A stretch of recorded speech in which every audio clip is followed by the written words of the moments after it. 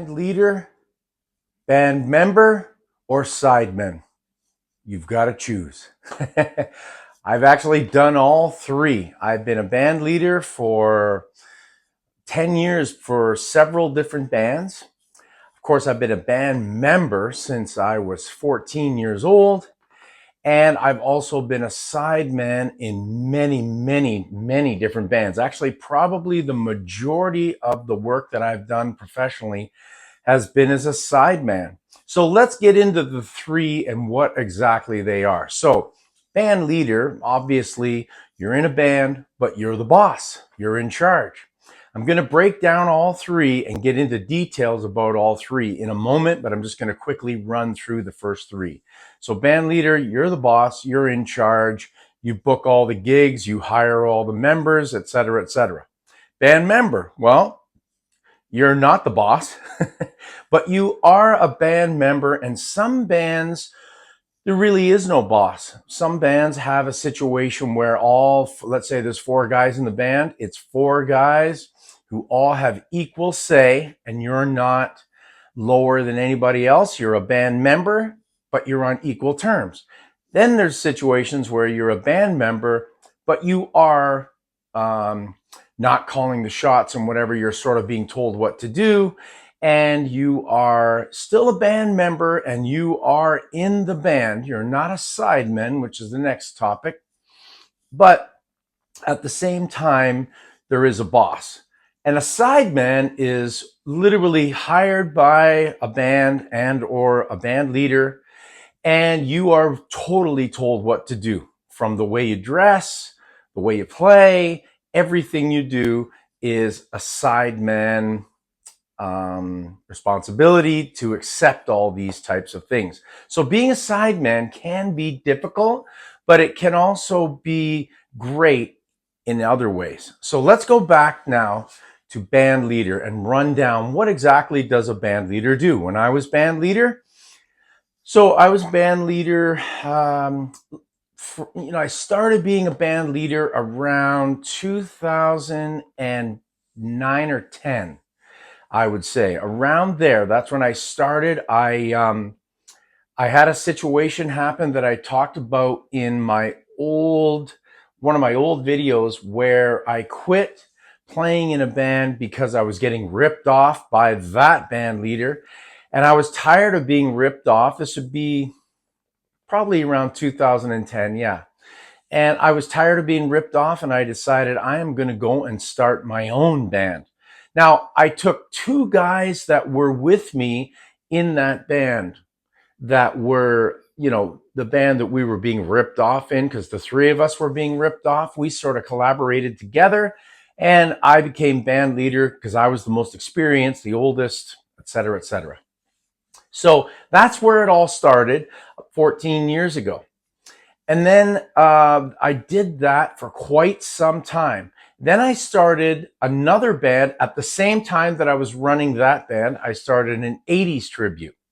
In the 80s tribute, I also hired everybody, held auditions, hired everybody, and got that 80s band rolling. Now, the 2 bands were very different in the way that I ran things, believe it or not, even though I pretty much used very similar agents. That was one thing, because I had the connections already established with my top 40 cover band, the 80s tribute band. It was easier for me to connect with those agents. Plus, I connected with agents that specifically dealt with tribute bands. A lot of casinos deal specifically, they have specific agents only for the casino. So, sometimes you get a top 40 band playing the casino, and sometimes you got a tribute band playing the casino. It would all depend.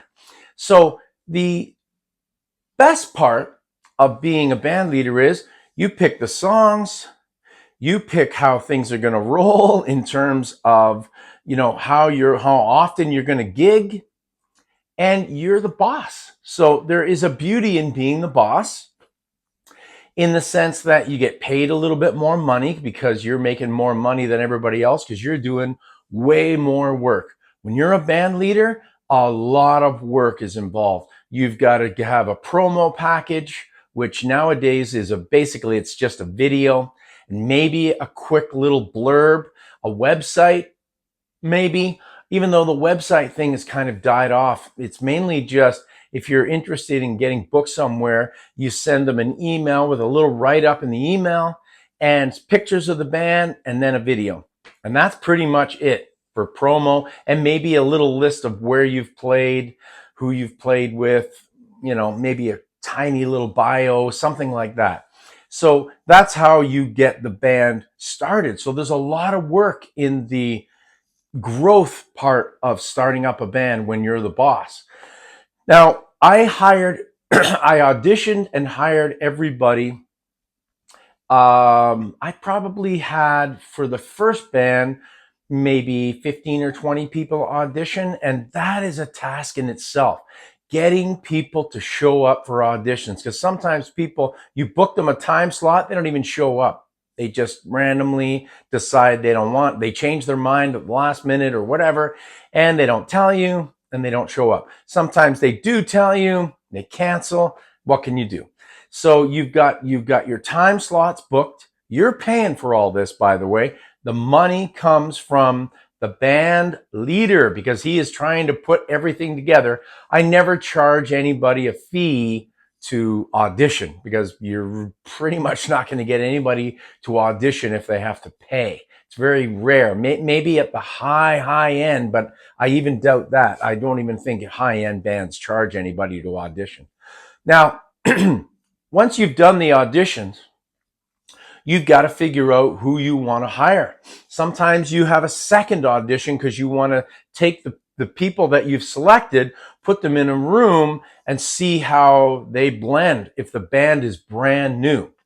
So that takes time. The startup part of any band when you're a band leader is the most difficult, the most expensive. It's time consuming.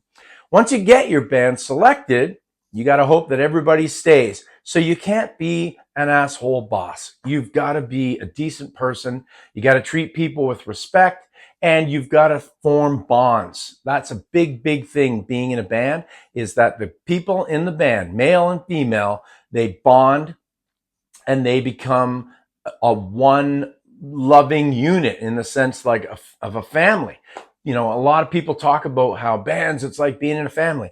Well, it is to some extent because families arguments, you don't always get along. Sometimes you get along wonderfully. Sometimes you have amazing experiences. Sometimes you have bad experiences. So the family thing does fit in there quite a bit. Now, the downside of being a band leader is you've got to deal with band drama. You've got to deal with people not getting along. You've got to deal with drugs, drunkenness, stupidity. You've got to deal with people showing up late. I can remember a casino, very strict. Casinos are very strict. They've got a set times, and they're very organized. You show up at 6, you set up at 6:40, you bring all your gear in, you do this. It's very set up. And I can remember one time losing a casino because one of the bandmates was late. Now, they told me no big deal. It happens because it was because of the weather that he was late. It was a long drive, normally a 2-hour drive for this person to get to this casino. You put bad weather on top of it. It was over a 3-hour drive. He was an hour late. They told me no big deal. But I found out afterwards because what happens is the sound guy at every casino does a report to the casino boss and to the agent. So whoever runs the bands, whoever the boss of the casino that runs the band, and your agent that booked you for the casino, they both get a report from the sound guy. So knowing this, I went to the sound guy and I apologized for the bass player showing up late. It's not going to happen again, but it was weather related. It was an accident. Oh, don't worry about it. Don't worry about it. Well, guess what was mentioned in the report? The fact that he was late, that we had to start late, the show got disrupted, blah, blah, blah, and we were asked to not come back. So that's the harsh reality. I mean, I'm not blaming that bass player, But when you're a band leader and you lose gigs, the band turns to you. Even though obviously it wasn't my fault, I had to turn to the bass player and just say, look, man, you got to learn to leave earlier or whatever. Because, you know, we're in Canada. The weather can be harsh in the wintertime, and you've got to make sure that you show up on time. It's like a normal job. You get in shit at your job if you're showing up late. So this one was not just getting in shit. This was getting fired, which was really heartbreaking because I'm not a huge fan of casinos, but this particular gig was a higher end casino and it was good for the band and we ended up losing it. Now, the other thing about being band leader is you've got to hire and fire. So hiring is usually a fun thing. Firing is not. I had to fire quite a few people over the years of being band leaders. One for just acting stupid and being drunk on the gig. Another time because the guy was just a difficult guy. And the other people in the band were just fed up with them. I was fed up with them.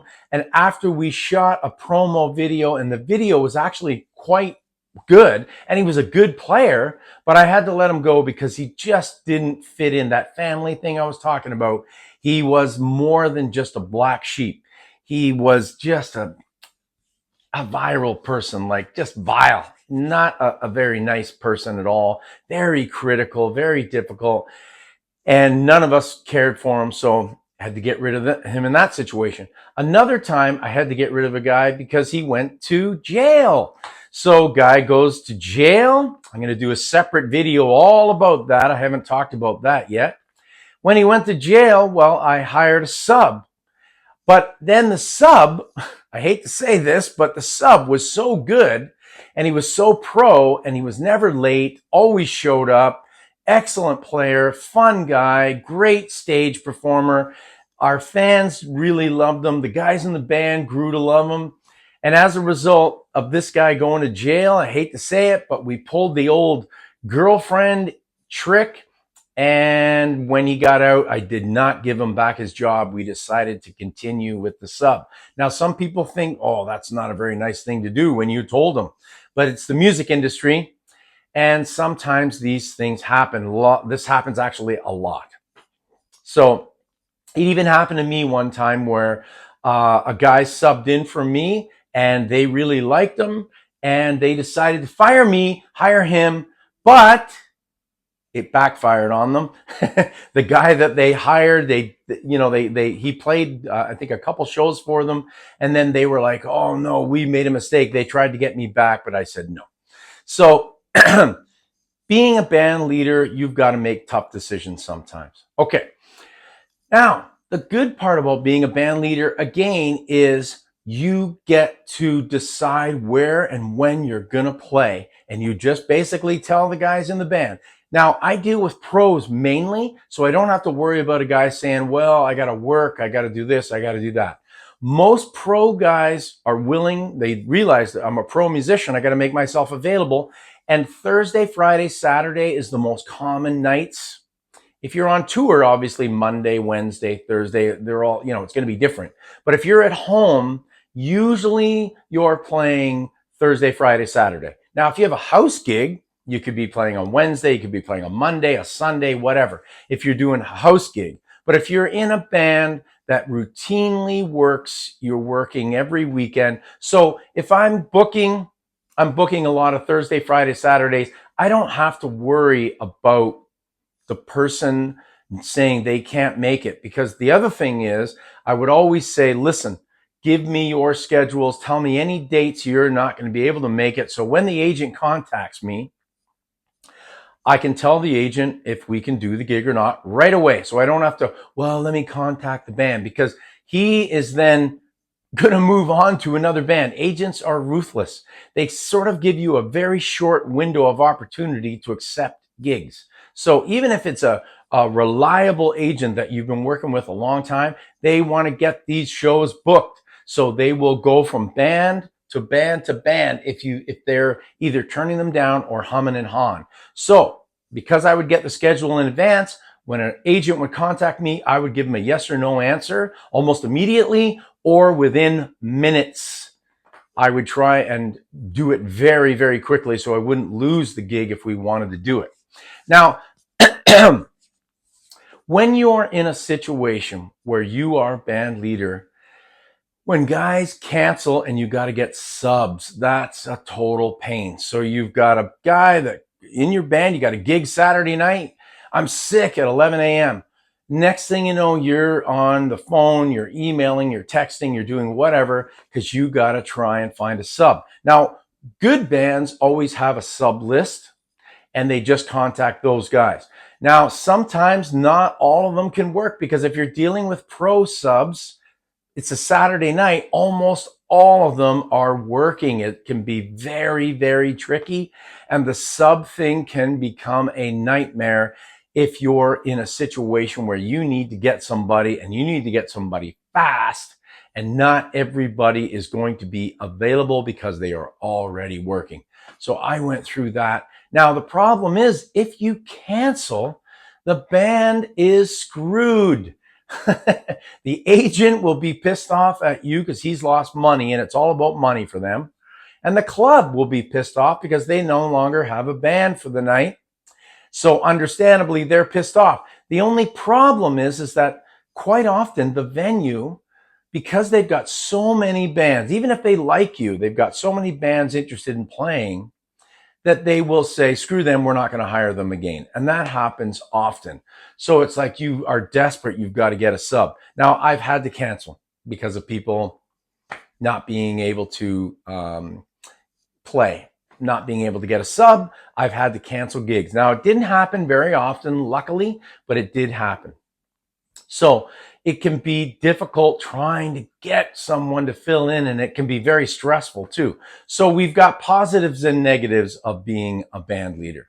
Now, being in a band as a member, well, you don't have any of that negative stuff you got to worry about that the band leader worries about. However, if you care about the band and you're a member, it is going to still stress you out if somebody else in the band cancels and you're losing out. You know, maybe you needed that $200 or whatever the money is you're making for that night. You desperately needed that money and now somebody's canceled and you can't do it. It can be stressful. So there is stressful elements being in a band when you, even though you're not booking, you're feeling the effects that someone canceling bestows upon you. Now, forget about that. Let's just say that most times, you know, people show up. When you're a band member, you show up, you do your thing, you know, you get along with the guys in the band, you have fun, you get paid, you go home. That is the reality of being a band member. It's not as stressful as being a band leader, but you don't always have input. Sometimes you do. It depends on the band situation. Like I said earlier, if you're in a band where all four of you are equal, well, then you've got equal say. But if you're in a band where you've been hired into the band, you're a steady band member. You're not a sideman. You're a steady band member, but you don't really have a lot of say. Now, in the big band world, you know, there's lots and lots of situations where you've got a band member that's been in the band for a long, long time, but he really doesn't have any say. Tico Torres from Bon Jovi is an example. Bon Jovi rules that band with an iron fist, and Tico just sucks it up. He's a long-time band member. He's been in the band, I think, from the beginning, but he is a band member. Bon Jovi, John Bon Jovi, is the boss. So you have to be willing to suck it up a little bit when you're a band member and there's a boss. That's just the way it is. It's like any job. There's a boss. Boss tells you what to do. Not always it's going to be something that you necessarily want to do, but in a band situation, usually things can be worked out. Now, the other thing about being a band member is you've got a close association with people, and your bandmates usually become like your brother. And you're going to be working, and there's that, you know, excitement about, I'm in a band. I got these guys. I can trust them. I can rely on them, and all that sort of thing. You know, I've been in bands since I was 14 years old, and there's a real brotherhood among the guys in the band, and you can turn to them and they become really close. So you develop close relationships with the guys in your band. There's absolutely no doubt about that. And I know any of you guys out there that play in bands, you know what I'm talking about. All right, let's quickly go to the sideman. Now, the sideman, like I said, that's the majority of the time that I've spent over 40 years of playing, plus over 40 years of playing. I got hired a lot subbing in. Sideman subs in. A sideman fills in. A sideman is just temporary sometimes. Sideman does one tour. A sideman can do one show. It all depends. It all depends. So being a sideman is difficult in the sense that it can happen. You could get a call on a Friday morning to play that night. I remember one time, this was unbelievable. I was a sideman sub for this band, and I get a call, I think it was at 9:30 or 10 o'clock at night. The band was playing in my city. And the female band leader singer calls me and says, I just fired the drummer in the band. Can you please come and fill in for the rest of the night? I got 2 more sets. We're on our first break. And I'm like, what? What do you mean they got fired? She goes, I can't explain it. Can you do it or not? So I talked to my wife quickly and grab my drums, which coincidentally were, I always keep my drums ready to go. So they were ready to go, and boom, in the vehicle, out the door. The venue was not far from my house, maybe 15 minutes. I get there, and the drummer that had been fired had packed up and left. I quickly set my stuff up. The singer let the manager of this venue know that, I fired the drummer. I got a new drummer, and he needs some time to set up. So actually, they were quite understanding. Ended up playing the 2 sets. She paid me for the full night, which was really, really kind of her, because she could have, cut my pay down because I didn't play the first set, but she didn't. She really appreciated that I did that. But that's sometimes what you have to do. Now, I'm not going to name, I know you guys are thinking, oh, who was that drummer? That drummer was actually a famous drummer. And he was overplaying. And they were playing a lot of pretty much, Pretenders, straight ahead rock music, ZZ Top. They were playing a lot of R&B, old R&B, Motown, stuff like that. And he was overplaying the shit out of it. And she got fed up with him overplaying. And I remember saying to her, well, didn't you already know what you're getting from this drummer? And she said that he was also a sub. So I'm like, what? There was no rehearsal, nothing. So he comes and subs in, and the sub gets fired. It was a bizarre night. I'll have to do another story about that gig in a little more detail, but I'm not naming names because I don't want to drag that particular drummer through the mud. But anyways, so subbing, when you are a guy that just fills in, you don't really have much say. You're at the mercy of the band, and you better hope you don't get fired by playing in a way that the boss doesn't like. Now, I have subbed in a gig. I remember subbing in this gig, and my agent contacted me, and he warned me, but he should have warned me a lot stronger. He basically said that the wording he used was, the guitar player, singer / band leader is demanding, so, just be aware he can be a little bit aggressive. Well, he didn't prepare me. This guy was a dick. And I told my agent I would never sub for him again, because I came in, subbed, I'm reading charts. He didn't like the fact that I had charts. I'm like, dude, there's no rehearsal. Some of the songs I know, some of the songs I don't. I absolutely need charts. That's what pros do. They come prepared. And who cares if I have charts or not? You want to hear the right drumming, not worry about it. Oh, am I interacting with the crowd properly? Because that's what he was upset about, that I wasn't interacting with the crowd as much as I could have, because I'm reading my charts off of a music stand. And he did not like that I was reading charts. But I think that's totally unreasonable. If I hired a guitar player on hours' notice, and he showed up and he was prepared with charts, and he played everything down and everything went great, the gig was fine. I played everything the way that I wrote the charts out, and a lot of the songs I didn't know, or I knew them but I'd never played them, or I knew them but I hadn't played them for a while. Maybe a quarter of the songs I'd played before, because, there are songs obviously over the years that maybe you don't play. You've heard them, you listen to them, but it's a whole different bag when you got to go and play them. So being a sideman in that situation was very difficult because the guy was giving me a hard time. You're playing too loud. You're playing too fast, whatever. Like, he was just one thing after another. And I had a click beside me too, so I know I wasn't playing too fast. He was confusing speed with one of the other band members. He thought that I was pushing them to speed up, but in reality, the other band member was the one that was sort of pushing me to speed up. He kept leaning over to me and telling me to go faster. So I was speeding up on orders from another band member. And then the singer was not happy with that. So it was like an unusual situation. One tells me to speed up, the other one tells me to slow down. And then on the breaks, he's giving me a hard time. Got upset because I didn't know how to play one song. I can't remember what the song was, but I remember that I just didn't have time to get to it in terms of writing out the chart because it was a rushed thing. And he got very angry that I didn't know how to play that song because it was one of their favorite songs to play. But hey, guy, when you hire somebody on hour's notice, you got to work with them. So it can be difficult. It can also be rewarding because you come in, you sub, especially if you get on a tour and you're a hired guy.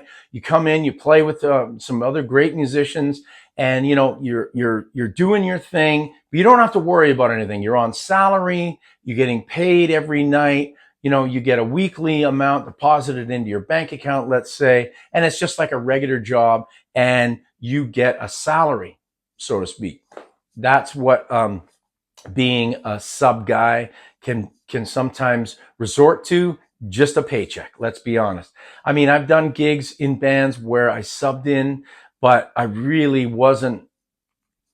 I didn't want to be a member of the band, even though sometimes you get offered and whatnot, but I didn't want to screw anybody else because sometimes you're subbing in because somebody's away or other, like if you're a heavy working drummer, like my friend Jeff Salem, great drummer, Jeff Salem. Jeff used to hire me out, or sorry, he used to get me to sub out for him because he was playing in so many bands. And of course, he could only be in one place at one time. And so I would often sub in his dance band that he had because, you know, I enjoyed playing that music and whatnot. But at one point, the band actually said to me, because I was subbing so much, who's the drummer? Is it Jeff or is it you? And I kept saying, no, it's Jeff. It's Jeff. I'm just the sub. And I kept that up for quite some time. I subbed in on that band. I can't remember the name of the band. But the other thing about being a guy that just fills in is you don't have any say. You're just there, you get paid, you do what you're told, you want to play your best, but at the same time, you do have to do what you're told. I can remember playing in this band as a hired gun, and the dad was a wrestling promoter. So the dad is, he was the dad of the girl singer. And this guy who was retired, but he spent his life as a wrestling promoter. So it was so bizarre because he was constantly not a musician, didn't even know how to play drums, guitar, knew nothing about music. But his daughter was the singer. He was the boss of the band. He was the guy that ran the ship. And his career was that of a wrestling promoter. So he was always on me about do this, do that, like, and the guy was difficult. And I ended up quitting that situation just because it was a very difficult situation subbing in, because it's one thing to be told what to do by a band member that's in the heat of the moment with you and actually you're interacting with each other musically. It's another thing to be told by what to do by somebody that's running a band, but they're not a musician. That was very difficult because we would constantly get into these little arguments. Now, the arguments were, from my side, were just that he would try to talk to me about what I'm playing, but he doesn't know anything about music. So he couldn't explain, you know, that thing that you're doing there, and can you not do that, and don't do this and don't do that, but he didn't know how to explain it musically. So it would be difficult for me to even understand what he was talking about. So it's a total pain when you're dealing with non-musicians, but they're the boss. That was very difficult. So I didn't stay in that band very long in terms of as a hired gun, because I don't need those kind of hassles. So I was only in that band for a few months, subbed, did what I had to do, played a few shows that I was hired to play, and then I told my agent, I'm out of here. So anyways, guys, let me know in the comments. Are you a band leader? Are you a band member? Are you a hired gun / sub? Have you done 2 of those, 3 of those? Like, what's your preference as well? You know, I have to admit, sometimes I think, oh, I want to be the band leader. And sometimes I think I want to be a band member. And sometimes I just want to be the guy that comes in and goes out, the sub. So I have not fully made up my mind, even after all the years of playing and subbing, band leader, band member, which is best. I'm still not quite sure, because they each have their benefits and their bad things. They have good and bad. But anyways, let me know what you guys think about that. I'm always interested in the comments, and I enjoy reading the comments. So thanks a lot for watching. I want to thank all my new subscribers, and I want to thank the people that commented on my last 2 videos, because it's been really great, and I really appreciate it. So thank you very much, and you know what to do. As always, keep drumming. See ya.